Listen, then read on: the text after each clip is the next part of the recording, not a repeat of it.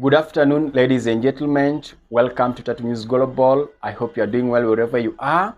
My name is Bill Clinton, and today I want us to discuss about the issue or the circle between United States of America, Russia, and ICC. Why do US want to arrest Putin? Why are they really forcing ICC to arrest Putin? On 18th March this year, ICC issued arrest warrant so that Putin can be arrested.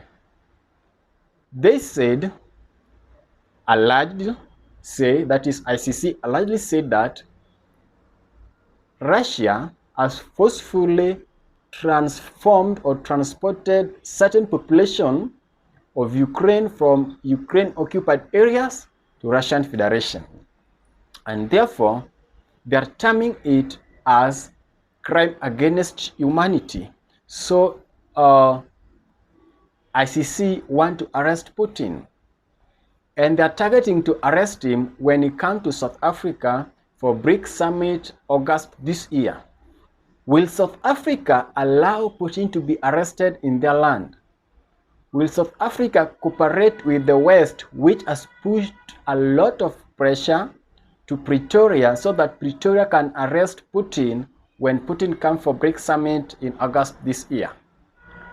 Hello, ladies and gentlemen. I would like to take this chance to thank you so much for our returning viewers. And if you are watching us for the first time, please take a second or two to subscribe. Click the notification bell so each and every time we make such uploads, you'll be the first people to get notified. Remember to give a thumb up, like the video, share with your friend, and also if you want to engage in your opinion, whatever you think about this topic, drop your comment in the comment section so that we can know what you're thinking. Now let's begin.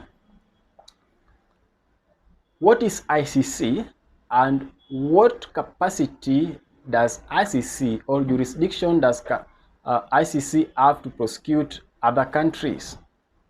It all goes back after First World War and Second World War. After these two wars ended, during United Nations General Assembly, UNGA, members agreed that we now need an international court that can investigate and prosecute criminals. So 50 years later, that is in 1998, there was a meeting in Rome, Italy. But before this meeting was held, between 1948 to 1998, there was a series of events from different parts of the world. It either genocide, wars, invasion, civil wars, which took place. And the world leaders thought that it is really a time that we need an international court that doesn't have any influence from outside so that they can bring into justice these criminals.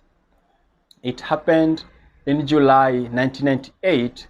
Leaders met in Rome, Italy so that ICC could be formed. 120 countries agreed to the formation of ICC. Around 20 countries abstained, meaning they never opposed, neither did they propose. But 7 countries, that is Yemen, Qatar, Iraq, Israel, US, Libya, and China opposed the formation of ICC. Despite opposing, they have been in forefront for fighting such that that body or such a court could exist. But when the day came, when the D-Day came so that that body could be formed, they said no and they opposed it. Why do you think US forced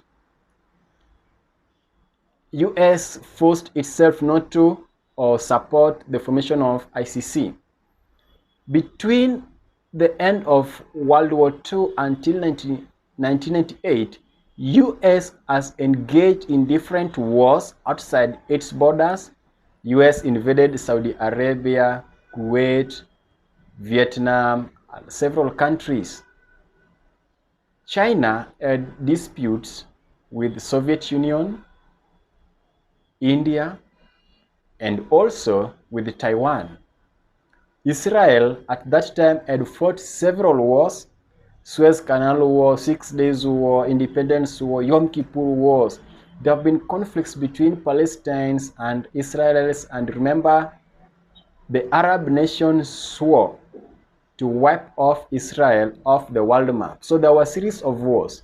So this might have made Israel, all these countries, Israel, especially Israel and US, not to support the formation of ICC, because they knew that once they have supported the formation of ICC and became members, they will be prosecuted over the crime they did.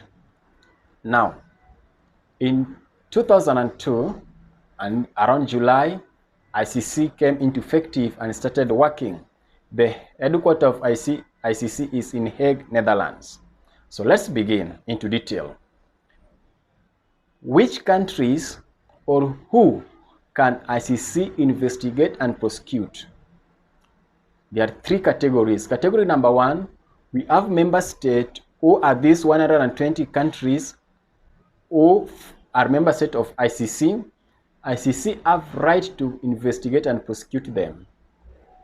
There are countries like Ukraine, for example, which is not official member of ICC, but recognizes the Rome Statute of International Criminal Court of 1998. So even though Ukraine is not a member of ICC, ICC have right of jurisdiction in Ukraine. The third category is a country which is not a member of ICC and is not recognizing the Rome Statute of 1998. Are we together? Now, if any of these countries invade another, ICC have jurisdiction to go and prosecute, investigate and prosecute them. Russia is not a member of ICC. Russia doesn't recognize the Rome Statute of 1998. But why do ICC want to prosecute Russia? It is because Russia invaded Ukraine, which is not a member of ICC, but recognizes the Rome Statute of ICC of 1998. So now, the big question here is why ICC is pushing for the arrest of Putin, and why is USA is putting pressure, and some of the European countries like England are putting pressure so that Putin can be arrested. Now, in terms of jurisdiction, there are three categories, and I will only talk of one category today. We have what we call subject matter jurisdiction. What does it mean? Subject matter jurisdiction means the crimes of which you can be prosecuted for. The crimes that if you do, you'll be investigated, and if you're found guilty, you will be prosecuted. Okay, if for example, I steal, the stealing is offense. All right. Now, here comes a case whereby subject matter jurisdiction is divided into subcategories. Genocide is inside it, war or crime against humanity, war crime, and also crime of aggression. Now, if you check keenly under crime against humanity, here it is also divided into examples. For example, forcefully deportation of population from one part to another. And this is what Ukraine and ICC is alleging, that Russia or Putin has forcefully deported some Ukrainians children into Russian Federation. So in that way, they are calling the arrest of Putin. But why are they using South Africa as a bait for Russia? How will South Africa react when Russia, South Africa, or members of BRICS have summit here in South Africa in August? There's a lot of pressure from US, Western countries, so that when Putin comes to South Africa, he can be arrested. if Putin is arrested in South Africa, how will it be? Will it cause tension or conflict between Russia and South Africa? Will it cause tension between these countries which forces South Africa, of which US, England, and Russia? How will the situation be? Will South Africa agree to betray their partner in BRICS? And remember, during apartheid in South Africa, Russia, or during colonization in Africa as a whole, Russia really helped a lot of African countries to fight against imperialists.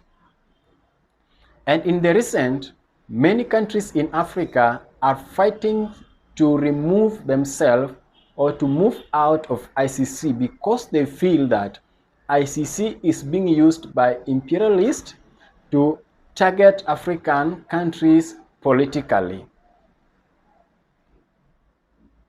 Is ICC impartial in their investigation or in their running of that organization? Are they impartial? Are they fair? Are they unbiased? Let's look at this example. In 2018, then United States of America National Security Council advisor James Bolton, somebody like that, James Bolton, threatened ICC when ICC judges wanted to investigate US officials over war crime in Afghanistan. Remember, US invaded Afghanistan. After the war ended, the war which ended recently, 2022, 2021, very recent. But of all this, ICC felt it is okay and it is good so that we can investigate this US official. What did Bolton say? Bolton and the US said, because he represented US, so US said, or Bolton said on behalf of US, that if ICC dare to investigate US, Israel, and other US allies, US will do the following to ICC judges and prosecutors. Number one, they will be banned from entering into US land. Number two, if they have funds in US, they will be sanctioned. Number three, Bolton said that these judges and prosecutors will be brought and being taken into US court and will be judged based on US legal system. This shows to the world that US believe that their legal system is the best in the world, and none of their members, none of Israel's, none of US allies can be prosecuted outside their country. What does this tell to the world? Is US more important than any other countries that they cannot allow ICC to investigate them? Bolton didn't stop from there. Bolton went ahead and said, ICC is unjustifiable and an illegitimate court. US referred to ICC as an illegitimate court, unjustifiable. Today, or 5 years later, the same US want to recognize an illegitimate court, unjustifiable court, to prosecute Russia, Russian officials, and Russian President Putin. Is this not hypocrisy of the West?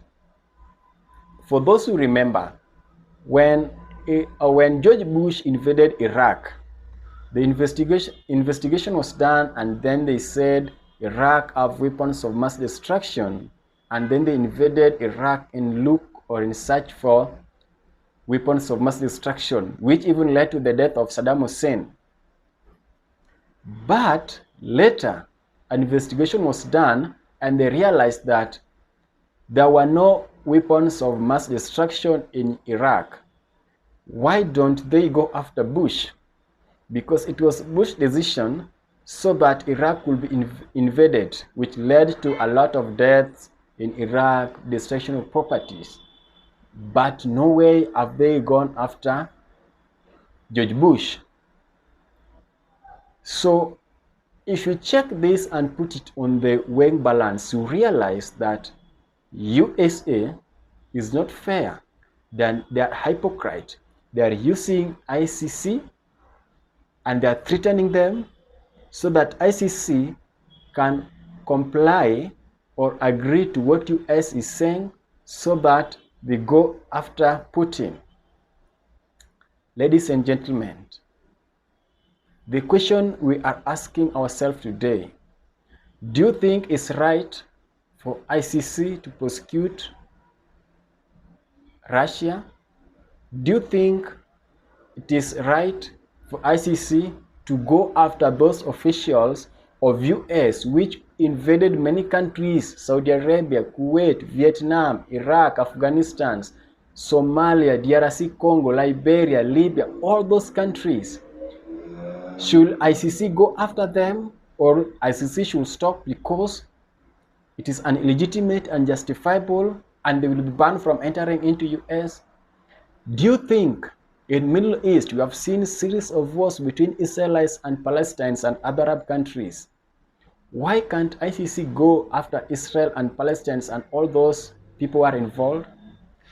We have seen China and the rest. Can't ICC go after them? Because most of the time, when you hear a case, this African president, African rebel group, African.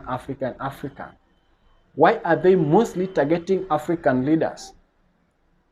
And why do they want to use Africa as a bait?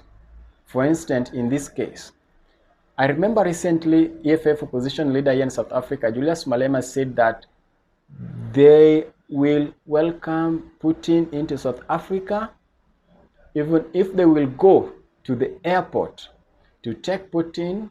They will go to the airport, bring Putin, take him to the meeting, they have the meeting, escort him back to the airport. We remember during colonization, Russia really supported most countries in Africa when US and these European countries, some of them were really torturing and really, colonizing and using bad things in Africa. What is your opinion? Do you think Africa should move out of ICC? Do you think South Africa should allow Putin to be arrested in South Africa? Do you think South Africa should stand firm and say, no, if you want Putin, go to Russia and arrest him, not in our country? What will be the situation be if South Africa allow Putin to be arrested in South Africa? Will they betray Russia? Will they betray their trading pattern breaks? We will see. Time is still there to see what is going to happen. August is not far. And why is our United States of America, USA, is acting to be holier than other countries, yet the same countries has committed crimes in other countries? Why can't they not be go after? Okay, so that was my opinion. Thank you for watching until the end. We might have disagreed on other issues because it was my opinion. We might have agreed, but the truth is, every country is a sovereign state. And my advice to South African government is that do not be forced by any other external power to do what you are not supposed to do. Please do what you are supposed to do when you are supposed to do it. Okay? Thank you so much for watching. My name is Bill Clinton. Hey, if you have not subscribed, remember to subscribe, like the video, share the video, and drop your comments in the comment section so that we can know what you are thinking. Okay? Let's meet next time. Bye bye. Kwaheri.